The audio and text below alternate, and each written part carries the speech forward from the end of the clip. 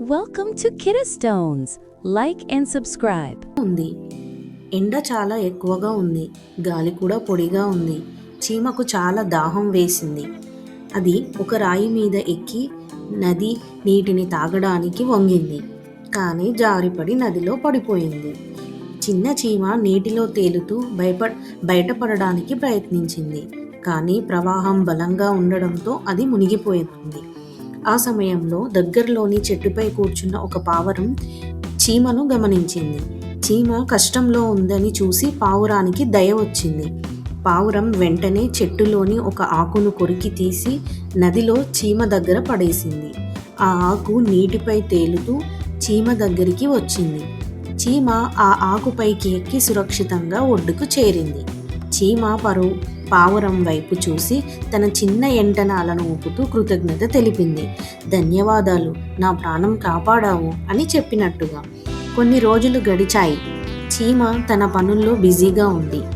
ఒకరోజు అదే నది దగ్గర తిరుగుతూ ఉండగా ఒక మనిషి చెట్టు కింద నిలబడి ఉన్నాడు. అతని చేతిలో ఒక పొడవైన కర్ర, దాని చివరలో ఒక వల ఉంది. అతను పావురాన్ని పట్టుకోవడానికి ప్రయత్నిస్తున్న వేటగాడు. చీమ వెంటనే పావురం తనకు చేసిన ఉపకారం గుర్తు చేసుకుంది. ఇప్పుడు నా వంతు వచ్చింది అని అనుకుంది. అది వెంటనే వేటగాడి వైపు పరిగెత్తింది. అతని కాలి మీద ఎక్కి బలంగా కొరికింది. అయ్యో అని వేటగాడు నొప్పితో కేక వేశాడు. అతను కదిలిన వెంటనే పావురం ఆ శబ్దం విని భయపడి ఎగిరిపోయింది. వేటగాడు చుట్టూ చూశాడు. కానీ పావురం అప్పటికే ఆకాశంలో ఎగురుతోంది. చీమ సంతోషంగా నవ్వుకుంది. తన స్నేహితురాలిని కాపాడగలిగింది. తర్వాత పావురం తిరిగి వచ్చి చీమను చూసింది. అది మృదువుగా గుగ్గులాడింది. ధన్యవాదాలు అని చెప్పినట్టుగా. చీమ తన తల ఊపింది. మాటలు లేకపోయినా ఇద్దరు ఒకరినొకరు అర్థం చేసుకున్నారు.